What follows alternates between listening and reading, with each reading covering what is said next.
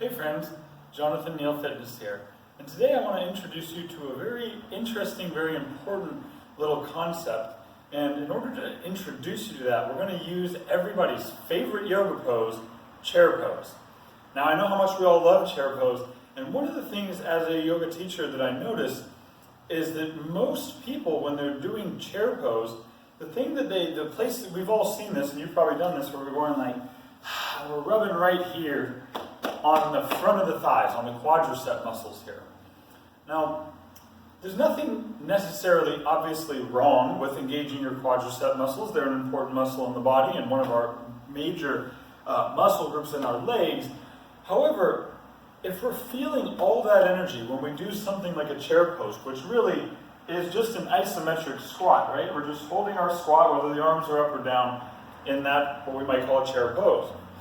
Now, the quadriceps will be part of the picture for that. But the reason that I bring this up is that for many people, all they feel is the quadriceps. So I want you to try this little exercise and see how it feels to you. So what we're going to do first is we're going to get into our chair pose, and I always recommend I know in a lot of traditions it's the feet together. For the alignment of your hips and your femurs and other things, we want to try to be about hips distance apart with both feet pointing straight ahead. Now that being said, from the side view, I want you to see this. Now this can be very subtle, and that's why I want you to do this and feel this. And that's really the important thing here, is that subtle things can make a big difference in how we experience and what happens with the result of our action is. So although many people might be just sitting in the class and everybody in the class might look the same in this position, there's subtle differences depending on how we shift and how we place our weight. So when most people feel the quadriceps, if we really check in, what's happening is that we're shifting our weight more onto the front of the feet. Now as we shift the weight towards the toes, you're going to feel more engagement of the quads, and what you might also feel is some pressure on the knee. Now this happens because the femur essentially is pressing into the back of the patella, the kneecap here, as we shift that weight into the toes. That's not really necessarily something that we want to do a lot of. Not necessarily bad, but something we don't really want to be reinforcing over and over again, and we'll get to why, really, in a little while. But for now, what I want you to try to feel is to get into your chair pose. It doesn't necessarily need to be really deep or anywhere else. I actually prefer a little bit less so that you can feel this. And then notice what happens. As I shift the weight onto the toes here, I'm going to feel the quads dominate. I'm going to feel a lot of energy up in the front of the thighs, and you'll probably feel that too.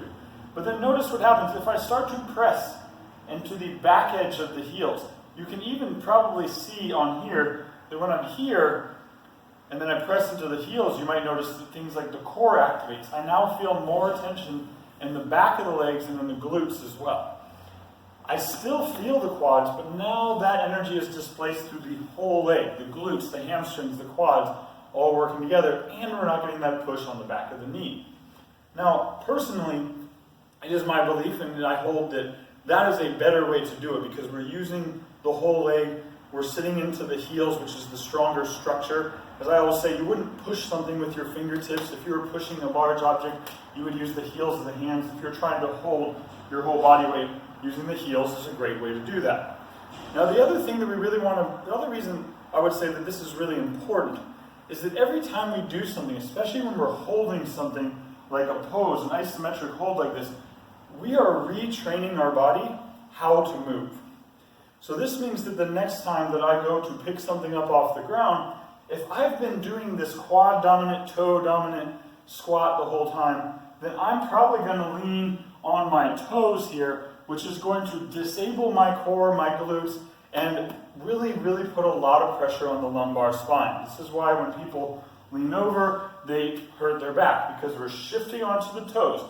And even without the chair, you can feel that here. Be careful doing this, because it does put a lot of pressure. But if you lean forward and put your weight on your toes, you'll feel the lumbar. And then if you start to shift weight back onto the heels, you can already see here that the core starts to draw in.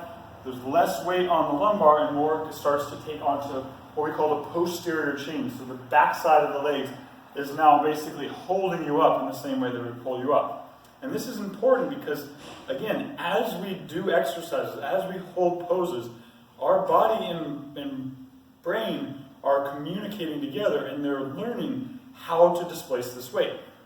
So what we want to be doing is training our body how to hinge off the hip, off the glutes, and that requires that subtle shift from the toes to the heel. Now I will say this, what we don't necessarily really want is to be trying to balance on our heels. We don't need to lift, we want the whole foot making contact with the ground still, but we just don't want to be on the toes too much.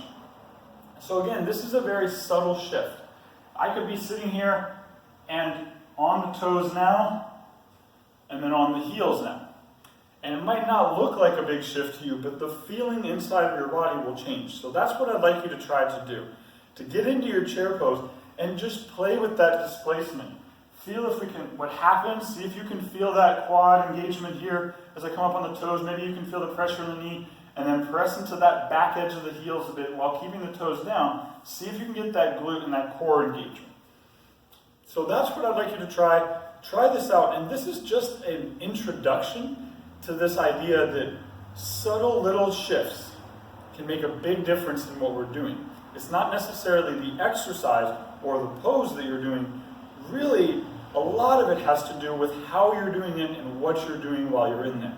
So start to practice with this chair pose.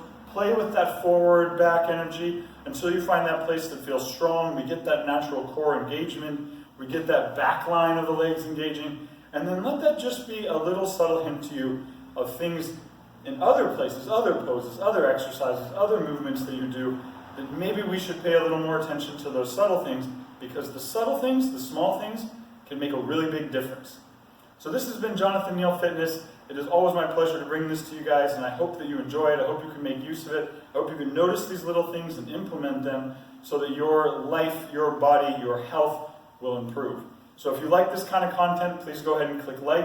If you'd like to see more of it, of course, there's always that subscribe button down there. But until then, I appreciate you all watching. Thanks so much. Have a wonderful rest of your day, and I'll see you next time.